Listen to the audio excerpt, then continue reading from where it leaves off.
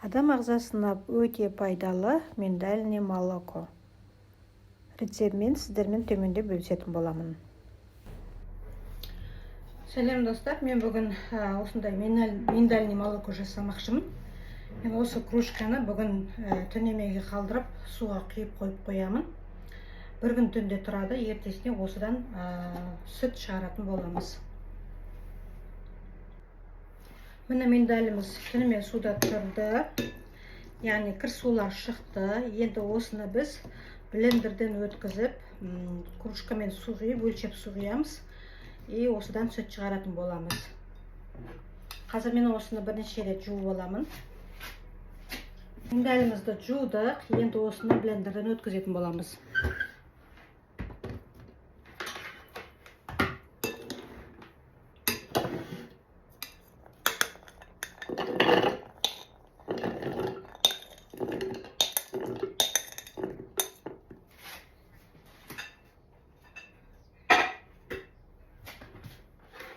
Және де үстіне су құятын боламыз. Суды өлшеп отырып құямыз. Бізге қазір 600 граммдай су керек. Фильтрден өткен болу керек, ешқандай краннан су болмау керек, еле қайнатылып сүзілген су болу керек. Қазір ол суды жайлап қосып отырып, үстіне су қосамыз.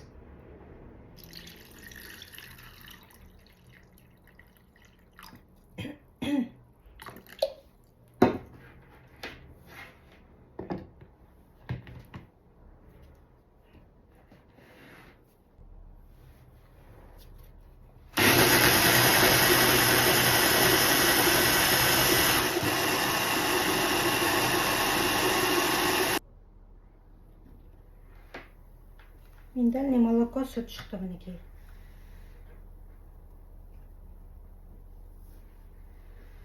Тағы да біраз айналдырып аламыз. Осыны сүзіп құйып аламыз.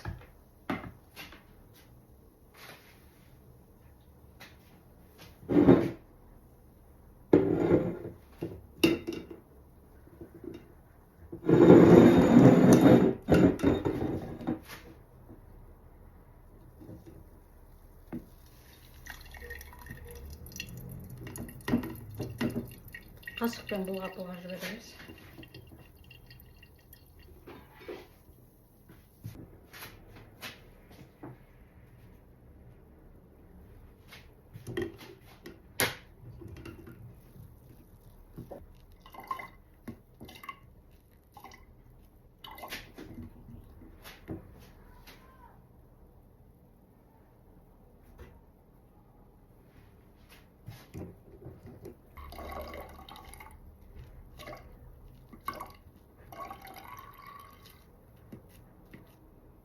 Енді осыны қайтадан өткізіп аламыз.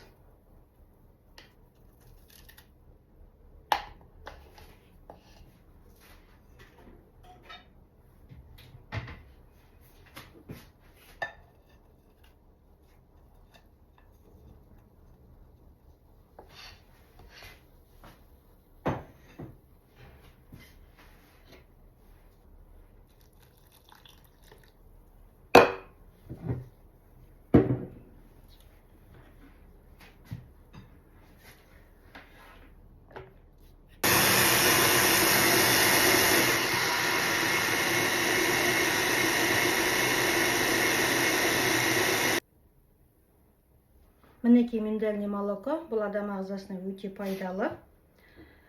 Нерв жүйелерін жақсартады, ер адамдардың күш қуатын арттырады. Күніне осылай миндальді сүт жасап отырып ішсеңіздер, денсаулықтарыңыз жақсы болады.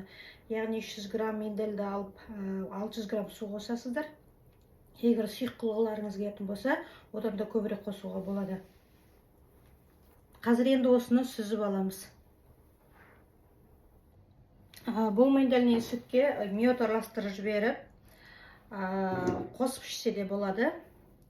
Мысалға мен кішкентай ғана мед араластырдым қазір.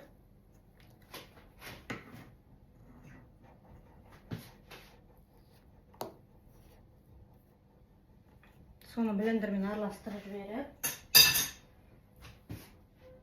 ішсеңіздер де болады.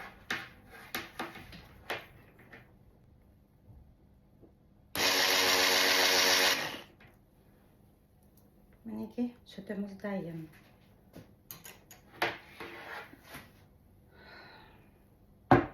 Бұны сүзіп ішсеңіздер де болады, сүзбей прямо ішсеңіздер де болады. Бәрібір пайдалы. Мінекей достар, миндаль сүті дайын. Күніне осылай жасап ішіп отырыңыздар. Бұл адам денсаулығына өте пайдалы, нерв жүйелерін жақсартады, ер адамдардың күш қуатын арттырады. 200 грамм миндальға 400 грамм немесе 500 грамм су қосуға болады. 300 грамм миндальға 600 немесе 700 грамм су қосып осындай сүт ішіп тұруға болады. Күніне осылай ішіп тұратын болсаңыз, нерв жүйеңіз жақсарады және де бойыңызға күш қуат береді.